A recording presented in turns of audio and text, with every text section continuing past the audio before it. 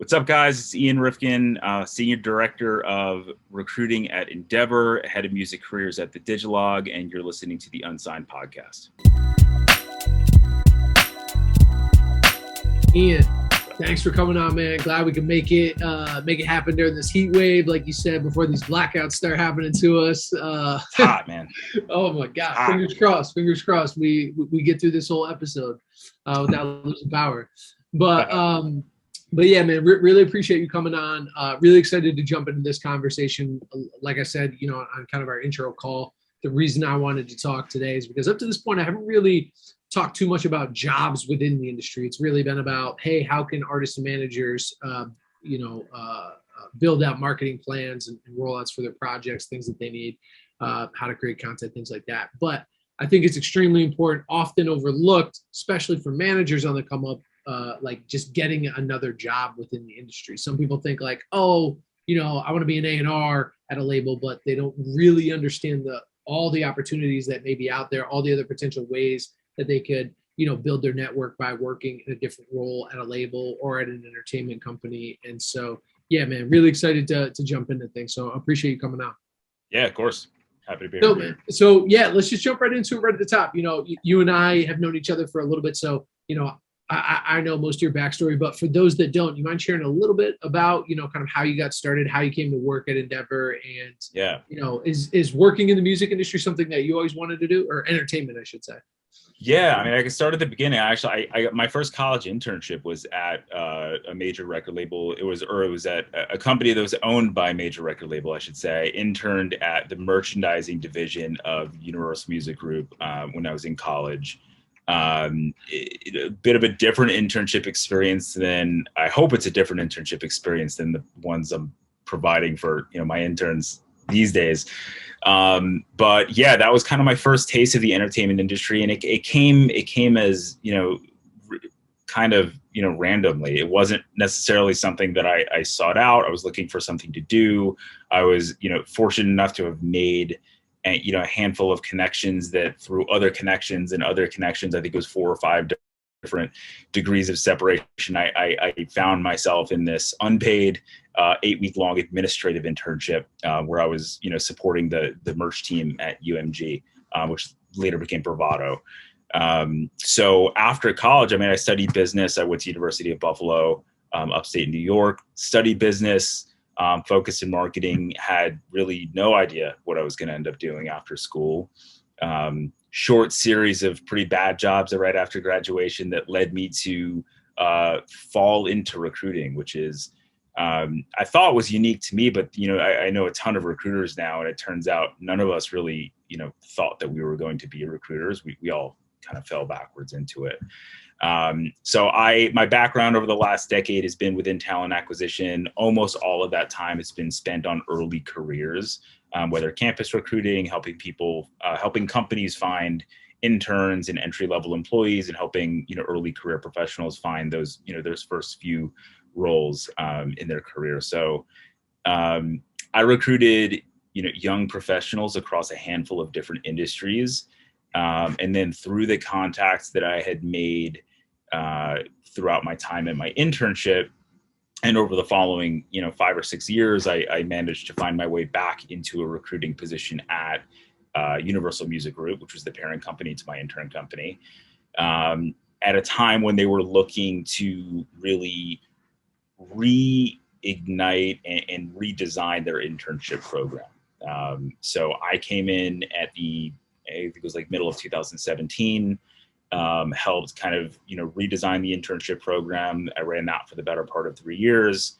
And through connections that I made through being, reattached to the entertainment industry, got connected with my current boss who leads recruiting at Endeavor, who brought me over to basically do a similar role to what I had done at Universal, but beyond internships and more focused on the broader early career journey. So when we look at Endeavor, which is a global entertainment, sports, media, fashion company, we have a dozen or so different brands and companies that we own and operate across those industries. Not only looking at where are we finding summer interns, but where are we finding interns, how are we turning those interns into our entry-level employees into our assistants and our coordinators. And then what does that pathway look like from somebody's first day as an intern through them getting hired full-time and progressing through the first 3 to 5 years of their career. So my current role at Endeavor oversees all of the early career recruitment, partnership strategy, et cetera. And also more recently, co-leading the U.S. recruitment. So I have a colleague who's based out in California, and we split the U.S. by region. So yeah, it's been a whirlwind. I mean, it's been the fastest and longest 10 years. It's hard to believe, that it's already been 10 years, because it kind of feels like I was just in this position myself yesterday. I mean, I talk to students and recent graduates every single day, dozens and dozens a week. And I can identify with the stress and the uncertainty, and like that I have such a visceral memory of what that feels like, and I still feel some of it to this day. Yeah. So it's been a real pleasure. It's been a real honor to be able to have a very small part even in providing some opportunity or some direction. I didn't really have much of it myself. Yeah. When I got out of school, I didn't really know, like, there was nobody coaching, and like there wasn't even a podcast. I don't think podcasts were a thing. A little bit, like a little bit. So yeah, there were really limited resources, even 10 years ago when you were getting out of school, to try to figure out how to break into any job, let alone entertainment, as competitive as it is. So the fact that companies are even hiring people who specialize in early career is huge. I mean, it's been a whirlwind for sure.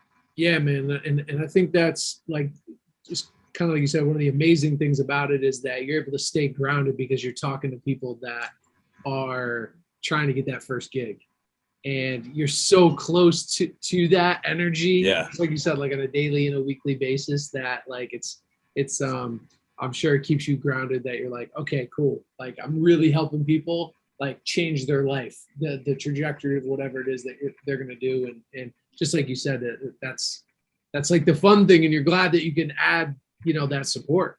Yeah, it's motivating, it's humbling, it's exciting, all at the same time. Yeah. The hunger at this level. I mean, there's nobody that I have seen, that I've worked with, and I've recruited, most of it early career. I've done, some senior level hiring as well. And I've never, meet candidates, from a recruiting perspective, candidates who are hungrier for opportunity and more willing to do whatever it takes just to get a foot in the door and prove themselves, than somebody who's like in school, or maybe a year or two out of school, and just trying to take the first step, just trying to get noticed. Yeah. Really, it's motivating for sure. It fires me up. It makes me want to be better at what I do, because like these guys are right behind me on my heels. Yeah, they're chomping at the bit. They're coming. Yeah, if I don't do a good job, one of these guys easily could take my job and would do way better at it than I ever could. So it's a trip. Yeah. Yeah, that's awesome. So I was actually gonna, I was gonna ask you a personal story, and then I was gonna save talking about the new project that you're working on, that you have been working on for the last couple of months. But I feel like that I would imagine is a big story, a big thing that you've been working on. So let's just talk about that now. We're from the jump. So mind going into a little bit of the details of the new project that you've been working on with Diddy and his whole team, really trying to create some new pathways. Yeah. So this is something that was actually, it's over a year in the making. And I wish that I could have the rest of my team from Endeavor on this call speaking to it, because I played a very small part in this. I mean, this was a massive team effort led by our social impact organization called Endeavor Impact.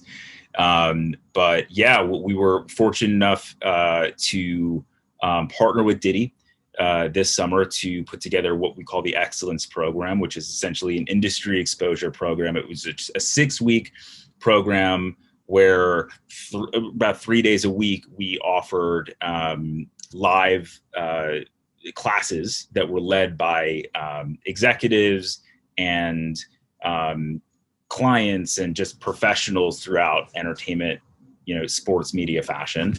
And it's really, it was born of last year. We unfortunately had to cancel our internship programs. I think pretty much every company was canceling their internship programs last year. And there's a whole group of students and recent graduates and people who were then limited in their ability to get exposure to the entertainment and music industries.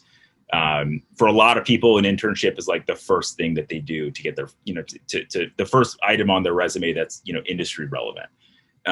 So in the absence of the internship program, we put together a summer series last year, which essentially was similar to what we're doing with Diddy now, an industry exposure program. So we got our executives and our clients together. We offered 8 weeks of programming just to give people an inside look as to all of the different areas of the business that Endeavor is involved in, whether it's licensing, sports representation, talent representation, on the film and TV side, everything. So the UFC, right? We had Dana White speaking to a bunch of students and recent grads about the origins of the UFC and how they were able to use that, use all the momentum that they built to kind of like carry through the pandemic and still put on these events. It was really really eye-opening, and we use that as we encourage people to use that as a supplement or as in some cases a replacement to the summer internships that weren't available last year. So rather than wasting the summer and playing Xbox and having nothing to show for it, we at the end of this program, like you're having something tangible where you sat through 40 plus hours of programming that are led by some of the industry's leading executives and stars. I mean, we have like Marshawn Lynch speaking about life transitioning to business after playing pro ball. We had Dwayne "The Rock" Johnson's agent talking about the relationship that he has built with Dwayne over the years and all the different projects that he's been able to get him in front of, and the partnership and getting access to all of these different areas, from film, TV, tequila deals, you name it. So we realized, that the job market now, fast forward a year from our first summer series, is still so tight and it's still so uncertain with the pandemic that we could use this as as a regular series. We could do this as a regular series. We could offer it essentially every year. If we're able to do it, that would be fantastic. But we're able to provide some opportunity that people who maybe wouldn't have had an opportunity or wouldn't have thought to explore potential career opportunities in the entertainment industry with a place to start. Right. So when we were talking with Diddy's team and Diddy about, who we wanted to be, promoting this type of program to, and we wanted them to get out of the program, it was really important to us that we weren't just going to, the 5 or 6 schools that, get recruited from heavily for the entertainment business. We wanted this to be something that's accessible to everybody. It's free. If you're interested in sports, entertainment, fashion, music, whatever, you can sign up for the 6-week program. And at the end of it, you're going to be exposed to all sorts of different things that you probably didn't even know existed. So yeah, that was really the genesis. I mean, and having somebody like Diddy, tied to it. And I think he spoke with the students this past week. Is obviously something that's going to attract a lot of eyes, and we're using it as a recruiting tool. I mean, we've hired over 24. I think it's just under 30. We've hired just under 30 over the last year alone, people who we met because they participated in the summer series last year. About 60% of our internships that we offered this past summer, which were virtual remote internships, those were people who participated in the summer series last year. So people we never would have met before, likely never would have pursued us before, are now finding their ways, and they're colleagues of mine now, which is incredible. Yeah, you're really just building those pipelines, Yeah, for sure. It's all about pipelines. And why not? You know what I mean? It's like the internet has democratized things and allowed you to go straight to people. You know what I mean? Yeah. And you guys have the resources to do that. And just like you said, you kind of need it, right? Like just like any other business, you need those fresh faces, those young people to come in that are learning, on the entry level stuff to continue Yeah. for the company that exists.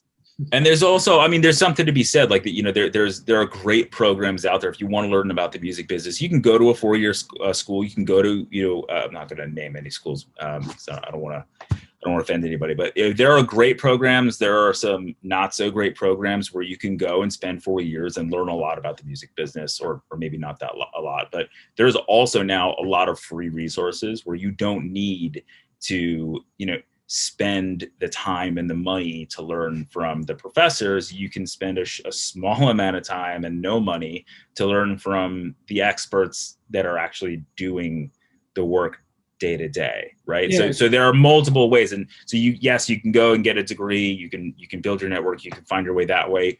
There are other ways now to do it as well. So you're not limited in the ways that you're able to, the avenues that you're able to tap into to break in anymore.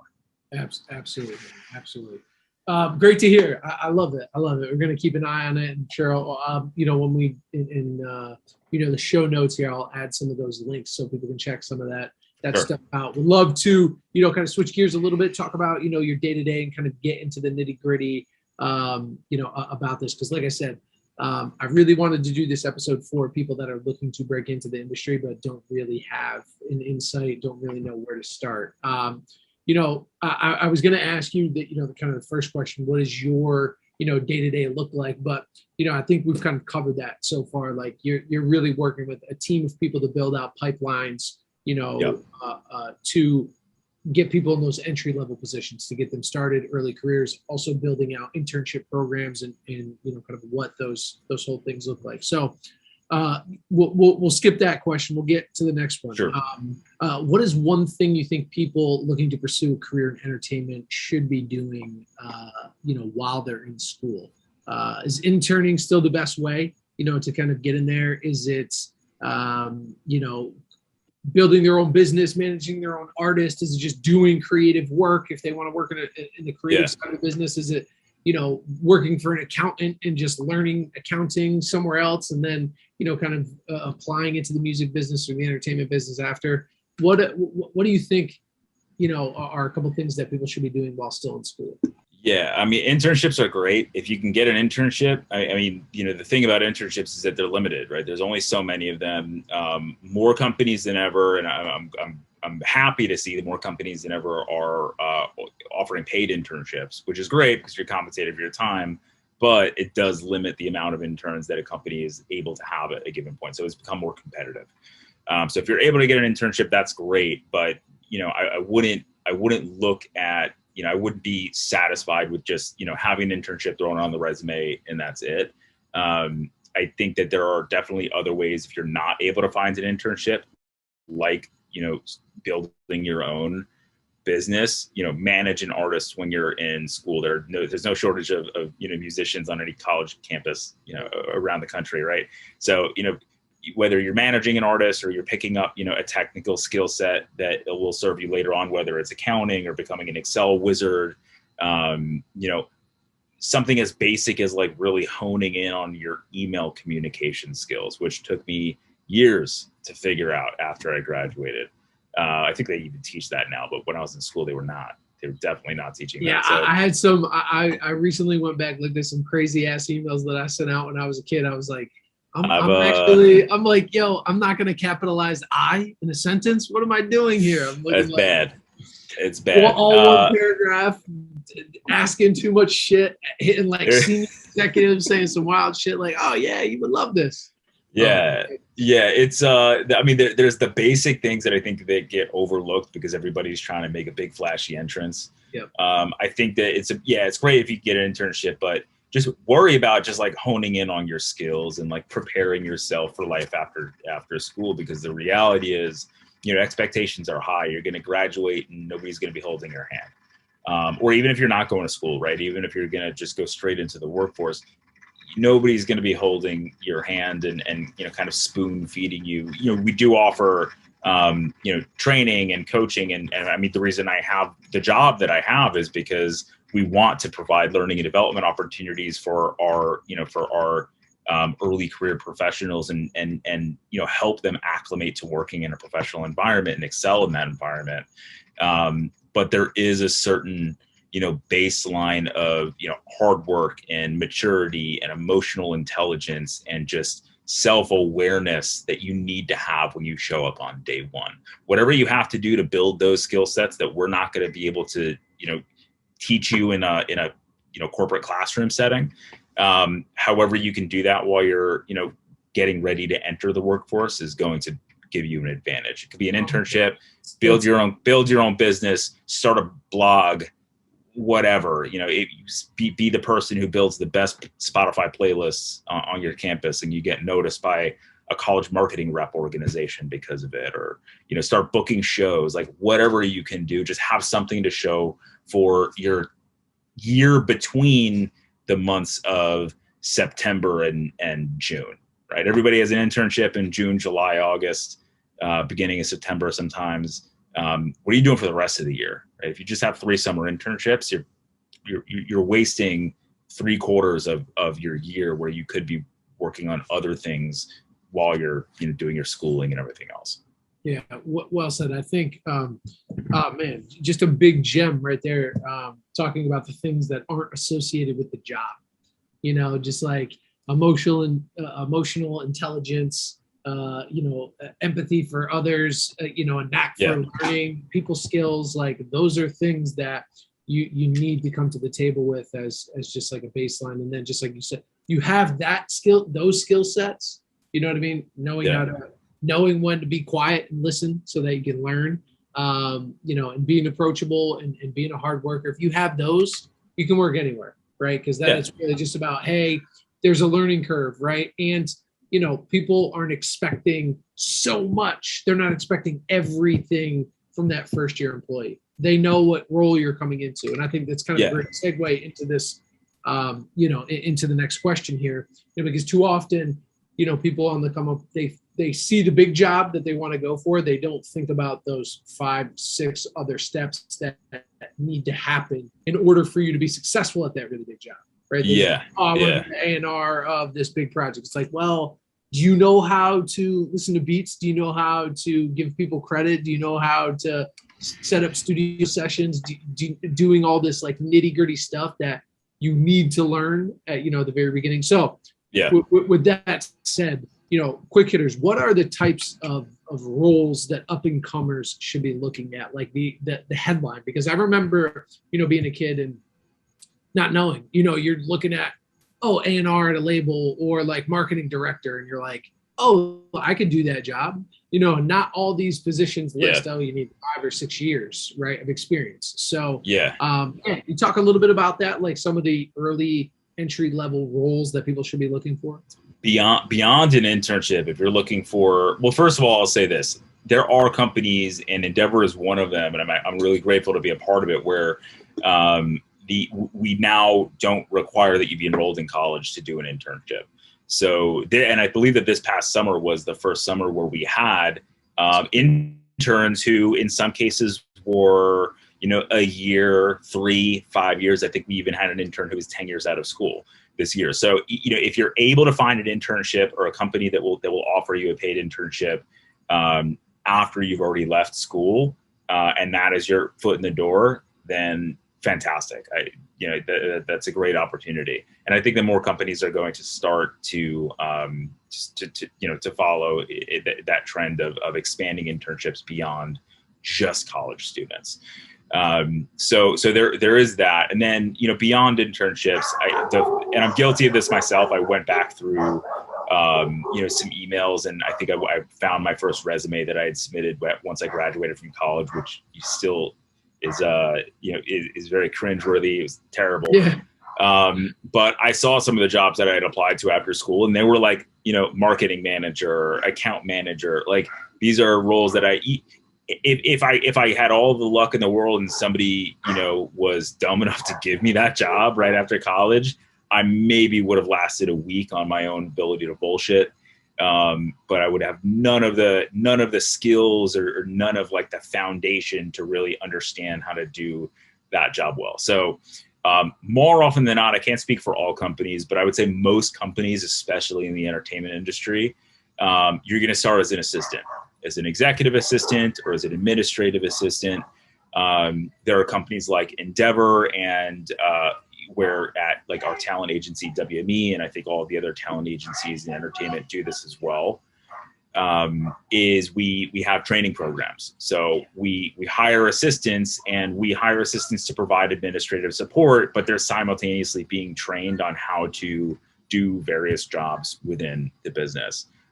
Record labels do this as well. I know management and publishers do this as well, where you're going to come in, you're going to be an assistant, you're going to be the person who's managing calendars, taking notes during meetings, coordinating meetings, rolling calls for your boss, being maybe client facing in some cases, being like the liaison between, an executive and a client.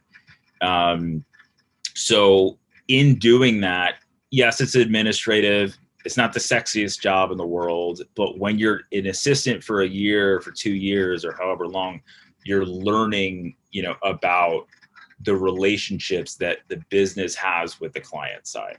And you're party to it. I mean, you're witnessing these deals be put together and these relationships being built in real time.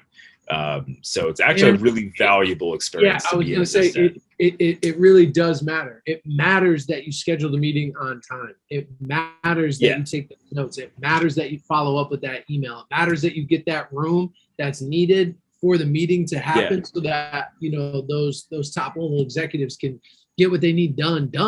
And it's like you said, too often it's overlooked. It's just like kick-ass assistants get noticed. I mean, there's probably some agents, some label executives out there who will say that when they were terrible assistants. I think that they're probably selling themselves short.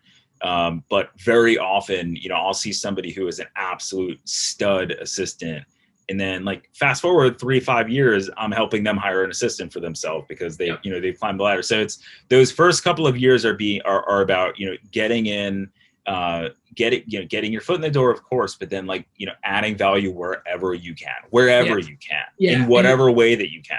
Yep. Right? And like that stuff matters. People remember that. Did you get the food order right? Like if you can't take a food order, you know what I mean? Like, yes, that you're like, oh my gosh, I don't want to be like your server. But hey, if somebody's asking you to do that, like maybe food is an extremely important thing to them. You know what I mean? Maybe they're on like a really strict diet. And if you can do those little things, people remember that. You know what I mean? But also it really does you build relationships with other people at that same level.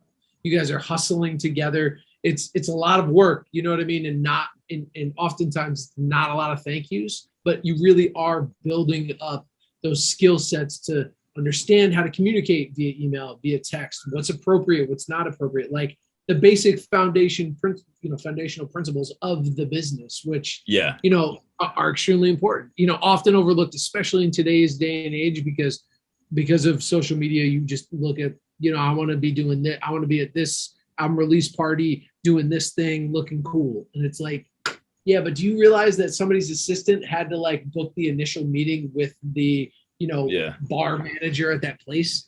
Like that matters. Like, if they didn't do that, this whole it does matter. I'm laughing because I have mixed feelings. I mean, I've been pretty vocal in the past of an internship shouldn't be, coffee and dry cleaning runs. I also don't think that an assistant. I also don't think that an assistant is necessarily I mean, listen, your first couple of years, like everybody's got to pay their dues. I am a strong believer in, paying your dues early on, and, everybody's going to, take their hits early on. But when you think about it, if you want that job of, a marketing executive, imagine how hard that job is. And if you are not humble enough early in your career to start at the bottom, build a foundation, and work your way up, you're going to really, really struggle to, number one, reach those, more visible and impactful and senior level positions. You're going to struggle to reach it. But if you're fortunate enough to reach it for, whatever reason, you're really going to struggle, because that job is 1,000 times more demanding than, the, unsexy administrative stuff that you're going to do in the first, 3 years of your career as an assistant. Right. Yep. So there is no job in the industry that is all glitz and glam all the time. I've worked with, executives. I've seen, even at the record labels, I've seen label executives, like heads of labels, stressed, steam coming out of their ears because they're dealing with, some, a difficult situation with a client. We're working with creative talent. I mean, these are big personalities, and if you don't learn how to navigate those personalities and those personal relationships early on, you have very little hope of being able to do it at a high level when there is so much on the line, when there's so much at stake. So it's a life skill to be able to, start in a position that is not glamorous, pay your dues, do what you have to do to get, notice and add value. And then, you get pulled up. It's not necessarily like you're only expected to climb a ladder. I mean, when you have people who, value your input and know how hard you're working, they're going to pull you up the ladder. I mean, they're going to provide opportunity for you. So it's important to remember, because I think that, like assistants in a lot of cases, I think that there's a reputation around assistants being, punching bags and undervalued, and in many cases underpaid, which, it might be true, but your first couple of years no matter what the industry, but especially here in the entertainment, like that is the time to hustle. Like you need to prove yourself. Exactly. You can't be handed anything. You have time on your hands, right? You don't have a family. You don't have, maybe you have a significant other, but maybe not, most cases, not that serious. Like that's when you have the time, number one. And just like you said, number two, no matter what, any industry you're going to go into, if you're going to be great at it, you're going to have to you want to start at the bottom. Like your goal should be like, okay, I want to build my way up so that I know what the fuck I'm doing when I get to that top level. Like you should have plans to get, to a far, a higher position, right? You have aspirations, right? But that you don't live in those aspirations. I mean, you set reminders for yourself, but you're when you're present, you have to have the presence enough to understand where you are and why you're there. Right. I got to do this little thing because it does matter. If I can kill this little thing, it's just like you keep killing the little things, the big things start to come your way as well. Oh, because just like you said, it's relationship building, it's trust. I can trust you with taking a food order. And I don't mean that like in a negative way. If somebody's doing that to you every day and that's the only thing they're giving to you, then you might want to find a different role because that person isn't great.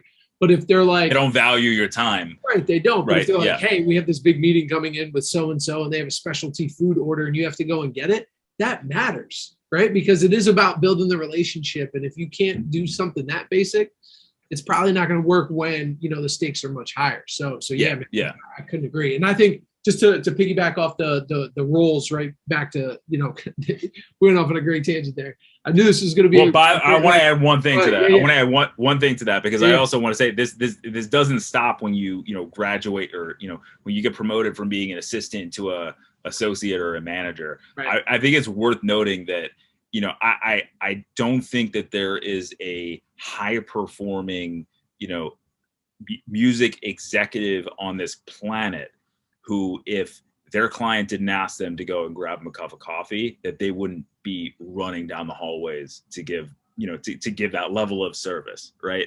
So this isn't like, you don't have to look at it like, oh, this is just something I'm going to do for 2 years and then be done with it, never have to do it again. The people who are good, the people who make their way to the top, they're there for a reason. Like that mentality never leaves. This is a service industry, a relationship industry. Like, the head of whatever record label, it would be, I'm sure, happy to make a cup of coffee for a client who is coming in or provide a specialty food order or whatever it is. Right. I mean, like that's stuff you carry with you through your career. That's just service. It's just like we're like, and that's just applicable to any other thing in your life too. You want to be a good partner. You want to be a good dad or mom or sister, brother. It's like, oh, you should have the empathy to say, oh, this person needs something special from me. Let me take the time to go and get it right for them. Yeah, I'll make a coffee for my boss. I don't care. Exactly. It matters. It matters. So if it helps him, it helps me. Right.